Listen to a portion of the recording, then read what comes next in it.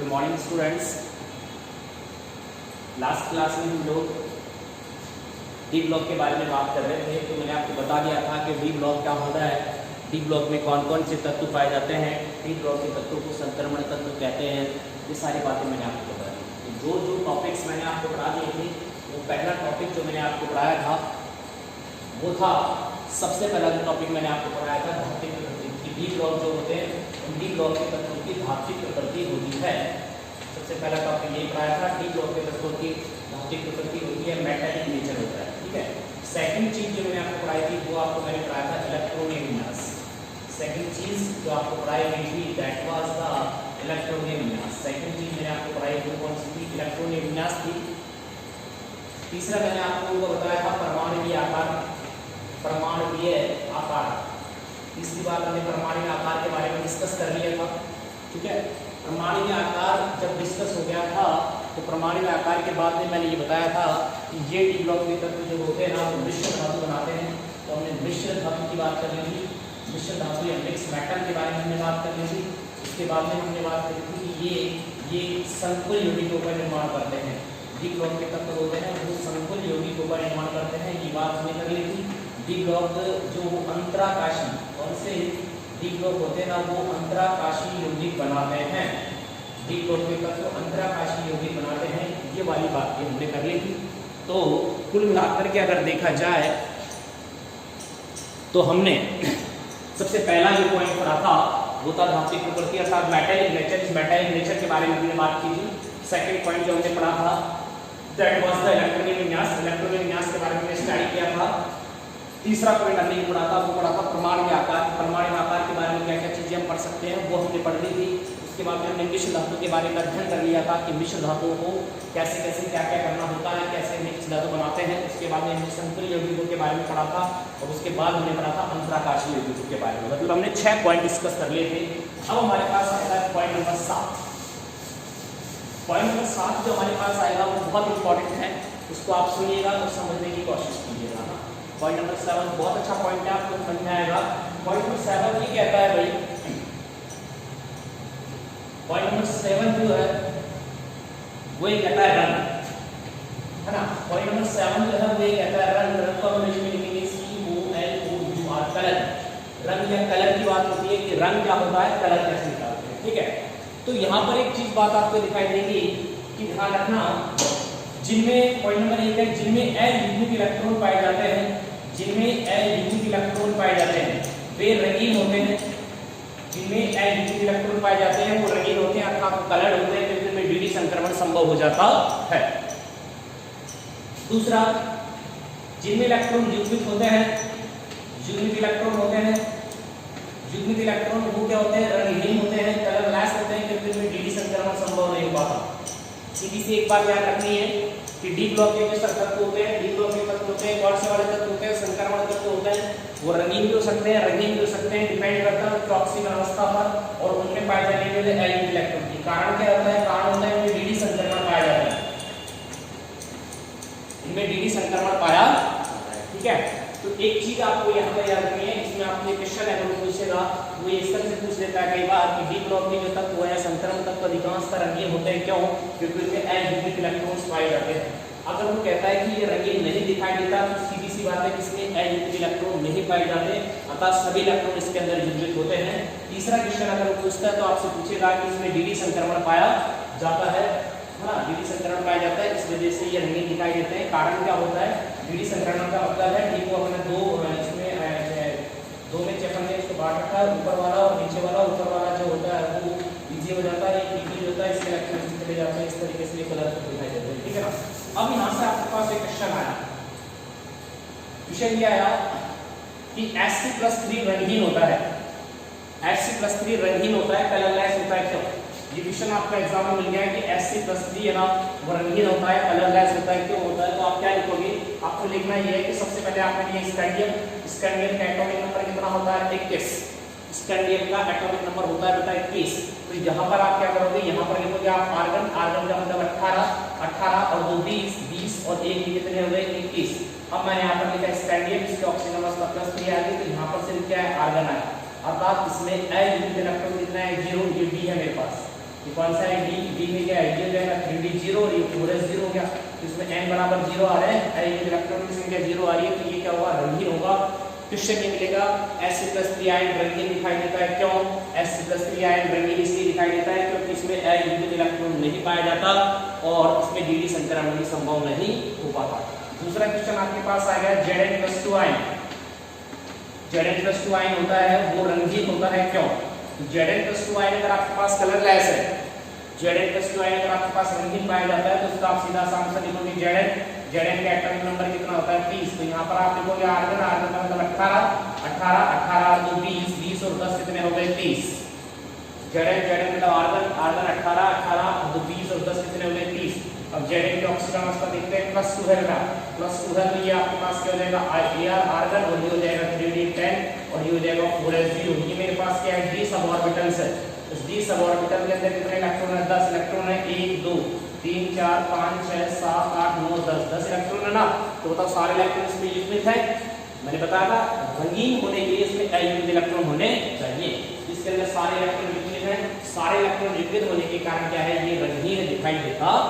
ठीक है, ये हमारे दो क्वेश्चन है। अब हमारे पास क्वेश्चन नंबर 3। क्वेश्चन नंबर ये 3 है कि Ti+3 आयन रंगीन है या रंगीन, रंगीन है या रंगीन है, ये अपन को चेक करना है। Ti+3 आयन तो आप कैसे चेक करोगे, स्कैंडियम के बाद में टाइटेनियम, टाइटेनियम का एटॉमिक नंबर होता है 22। आप कैसे लिखोगे यहाँ पर आर्गन, आर्गन का मतलब कितना हो गया 18 तो कितना हो गया 20 और 20 और कितना हो गया 22, 20 और कितना हो गया 22। स्कैंडियम टाइटेनियम 22 हो गया। अब देखिए यहाँ पर क्या है, ये कह रहा है Ti+3, तो Ti+3 का मतलब है Ti+3 यहाँ पर लिख दिया, ये मेरे पास हो गया आर्गन, 3 कम करने तो इसमें से कम कर दिया तो 3d1। मतलब n बराबर 1 इलेक्ट्रॉन आ रहा है, इसके अंदर n बराबर 1 इलेक्ट्रॉन आ रहा है, तो इसका मतलब ये रंगीन दिखाई देगा, ये कलरफुल दिखाई देगा। बात समझ में आ गई। क्वेश्चन एग्जाम में आ चुका है Sc+3 आयन रंगीन दिखाई देता है, क्यों क्योंकि इसके अंदर अयुग्मित इलेक्ट्रॉन नहीं पाए जाते, इसलिए इसमें dd संक्रमण संभव नहीं हो पाता।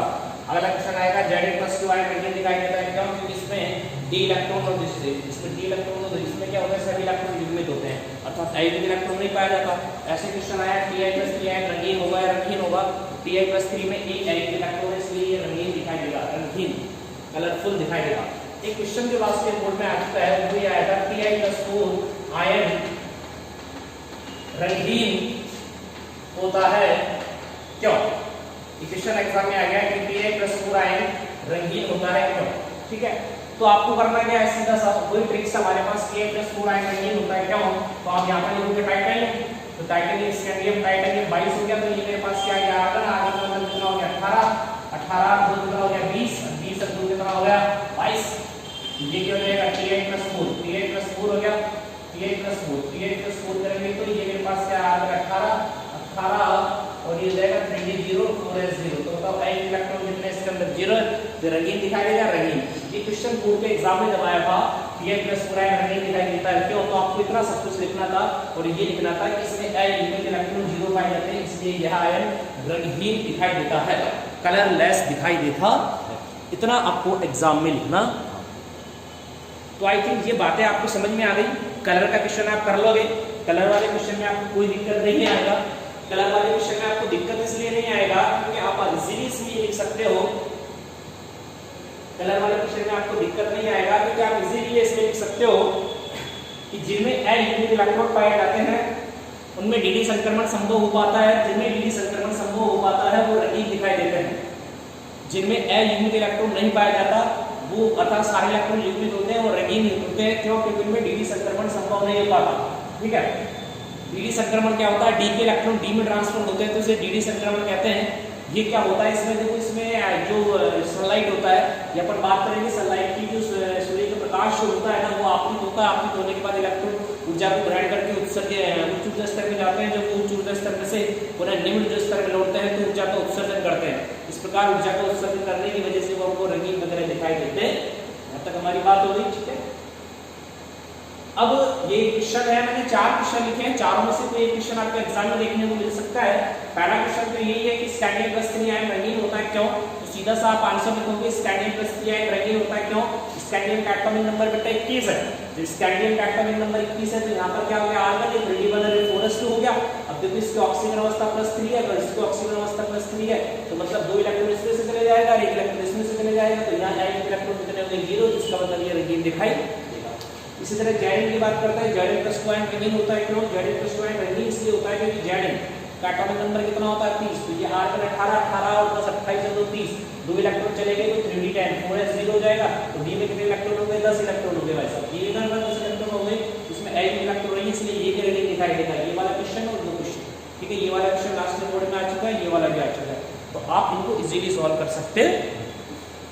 तो यहाँ तक बच्चों मेरे हिसाब से आपको कोई प्रॉब्लम नहीं होनी चाहिए, ठीक है। अब अपन आगे नेक्स्ट क्लास में जो अपन चलेंगे, अगला जो हमारे पास टॉपिक आता है वो अच्छा टॉपिक है, सुनना ध्यान से इसको।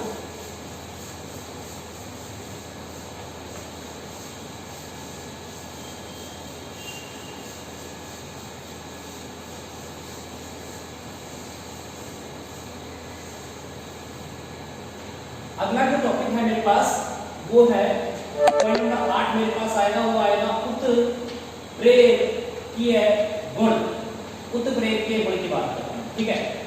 तो जो संक्रमण तत्व होते हैं उनमें उत्प्रेरकीय गुण पाए जाते हैं। जो हमारे पास संक्रमण तत्व है, इन संक्रमण तत्वों में उत्प्रेरकीय गुण पाए जाते हैं। अब क्वेश्चन ये है कि संक्रमण तत्वों में उत्प्रेरकीय गुण पाए जाते हैं, क्यों पाए जाते हैं? तो उसका एक रीजन है कि इनमें n-1d कक्षक पाए जाते हैं, इनमें रिक्त कक्षक पाए जाते हैं, या फिर ऐसे लिख सकते हैं कि ये रासायनिक आबंधन के लिए n-1d व ns कक्षकों का प्रयोग करते हैं। समझ में आ गई बात? यहाँ से आपको एक क्वेश्चन पूछेगा कि संक्रमण तत्वों का उपयोग उत्प्रेरक के रूप में क्यों किया जाता है, क्योंकि संक्रमण तत्व रासायनिक आबंधन के लिए n-1d व ns कक्षकों का उपयोग करते हैं, और n-1d कक्षक क्या होते हैं? रिक्त होते हैं, किसी भी इलेक्ट्रॉन इजीली ग्रहण कर सकते हैं। ये इसका एक रीजन होता है। अब इसके कुछ एग्जांपल हो सकते हैं। पहला जो एग्जांपल मैं आपको बताना चाहूंगा वो आएगा हॉबर प्रोसेस, हॉबर विधि में भी संक्रमण तत्वों का प्रयोग होता है। पहला इसका एग्जांपल है, जैसे मैंने लिखा N2 + 3H2, N2 + 3H2 = मैंने यहाँ पर लिख दिया 2NS3, N2 + 3H2 = 2NS3 उत्प्रेरक के रूप में यहाँ पर मैंने लिया, ठीक है। अब बताओ F एक संक्रमण तत्व है, तो इसका उपयोग यहाँ पर हमें उत्प्रेरक के रूप में क्यों किया जा रहा है? इसलिए किया जा रहा है क्योंकि इसमें n-1d व ns कक्षक होते हैं और ये रिक्त होते हैं, इनका उपयोग रासायनिक आबंधन के लिए कर सकते हैं, ठीक है। एक और मेरे पास आएगा वनस्पति तेल से वनस्पति घी का निर्माण। वनस्पति तेल से वनस्पति घी का निर्माण कैसे करते हैं वो देखिए। वनस्पति तेल का फॉर्मूला अगर मैं लिखना चाहूँ तो RCH और C डबल बॉन्ड OOR, इसे अपन क्या कहते हैं? वनस्पति तेल कहते हैं, ठीक है। अब इसका मैंने क्या करवा दिया बेटा? हाइड्रोजनीकरण करवा दिया मैंने इसका ni उत्प्रेरक की उपस्थिति में इसका हाइड्रोजन करवाया। आप इसको लिख सकते हो वनस्पति तेल, ये वनस्पति तेल है। इस वनस्पति तेल से आपको वनस्पति घी बनाना है, तो वनस्पति तेल का आप हाइड्रोजनीकरण करवाओगे तो R ये CH2 और ये CH2 ये C डबल बॉन्ड O और ये OR, इसको अपन नाम देंगे वनस्पति घी। ये वनस्पति घी बन जाएगा हमारे पास, ठीक है। तो वनस्पति तेल से वनस्पति घी का निर्माण होता है, वनस्पति तेल से वनस्पति घी का निर्माण होता, ठीक है। ये भी इसमें भी ni का उत्प्रेरक होता है, ni का भी उपयोग हम कर सकते हैं, इससे भी कर सकते हैं ni का उपयोग, ni का उत्प्रेरक है D ग्लोब का, इसलिए हम इसको यूज कर सकते हैं। इसका एक और मेरे पास एग्जांपल है, जैसे कि हम पॉलीथीन का निर्माण, एक इसका एग्जांपल है पॉलीथीन का निर्माण। देखो पॉलीथीन का निर्माण हम कैसे करेंगे, इसका भी प्रोसेस होता है। पॉलीथीन का निर्माण कैसे किया जाता है? पॉलीथीन का निर्माण करने के लिए क्या करते हैं? हमारे पास ये एथीन होता है, CH2 double bond CH2 ethene होता है, इसके n इलेक्ट्रॉन लिए और इसका अपन क्या करवा देंगे? हाइड्रोजनीकरण करवा देंगे। यहाँ पर आप ले सकते हो TiCl को ले सकते हो, TiCl को बेटा जिगलर नाटा उत्प्रेरक के नाम से जाना जाता है। तो यहाँ पर आपके पास क्या बन जाएगा? ये आपके पास बन जाएगा CH2 और ये CH2 और ये। अब आप इसको एथीन कहोगे या पॉलीथीन कहोगे? आप इसे नाम दोगे पॉलीथीन, क्या नाम दोगे? इसे पॉलीथीन नाम देंगे, ठीक है। ये मेरे पास एथीन है और ये एथीन से मेरे पास क्या बन गया? वो पॉलीथीन बन गया। और यहाँ पर ये जो होता है TiCl4 + C2H5 3 और Tn, इसे कहा जाता है जिगलर नाटा उत्प्रेरक। इसे जिगलर नाटा उत्प्रेरक के नाम से भी जाना जाता है, इसे जिगलर नाटा उत्प्रेरक के नाम से भी जाना। एक और प्रोसेस मेरे पास होता है ओस्टवाल्ड प्रक्रम। कौन सा प्रक्रम होता है? वो होता है मेरे पास ओस्टवाल्ड प्रक्रम, ओस्टवाल्ड प्रोसेस। ओस्टवाल्ड प्रोसेस क्या होता है वो सुनिए। ओस्टवाल्ड प्रोसेस ये होता है कि ये मेरे पास होती है अमोनिया 4 और ये मेरे पास होता है 5 होगी, ठीक है। इनकी क्या होती है, इनमें उत्तरक बनाया जाता है पीटी उत्तरक बनाएंगे तो ये मेरे पास बनेगा 4NO प्लस मेरे पास यहाँ पर बन जाएगा 6SO बनता है। तो यहाँ पर देखिए आप, यहाँ पर जब आप देखोगे तो यहाँ पर आपके पास जेबीडी ब्लॉक का एलिमेंट्स है, जेबीडी ब्लॉक का एलिमेंट्स है, जेबीडी ब्लॉक का एलिमेंट्स है और जेबीडी ब्लॉक का एलिमेंट्स है। तो डी ब्लॉक के जो तत्व होते हैं उन डी ब्लॉक के तत्वों का उपयोग हम उत्प्रेरक के रूप में इजीली कर सकते हैं।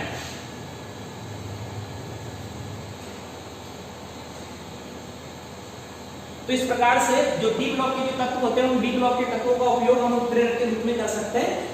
आपको मैंने बताया ये हॉपर विधि होती है, हॉपर विधि से अमोनिया का निर्माण होता है, इस अमोनिया के निर्माण में हम एथिल उत्प्रेरक का उपयोग कर सकते हैं। इसी प्रकार से हमारे पास वनस्पति तेल से अगर वनस्पति घी का निर्माण करना हो तो इस प्रकार में भी हम एनआई का उत्प्रेरक के रूप में कर सकते हैं। इसी प्रकार से पॉलीथीन, एथिल से जब पॉलीथीन बनानी हो तो एथिल से पॉलीथीन बनानी हो तो TiCl4 प्लस C2H5 3 टाइम और Al इसका उपयोग करते हैं। ये जिगलर नाटा उत्प्रेरक होता, ठीक है। और ओस्टवाल्ड प्रोसेस जो होता है, ओस्टवाल्ड प्रोसेस में भी क्या होता है, इसमें भी अमोनिया का ऑक्सीकरण करवाया जाता है पीटी उत्प्रेरक की उपस्थिति में, तो हमारे पास इसका निर्माण होता है 4NO का निर्माण होता है। ये ओस्टवाल्ड प्रोसेस का पहला स्टेप होता है, ठीक है। इस प्रकार से हम यहाँ पर ये देख रहे हैं कि Fe, Ni, Pt, Ti ये सारे डी ब्लॉक के एलिमेंट्स हैं और इनका उपयोग उत्प्रेरक के रूप में किया जा सकता, ठीक है। और बाकी हम नेक्स्ट क्लास में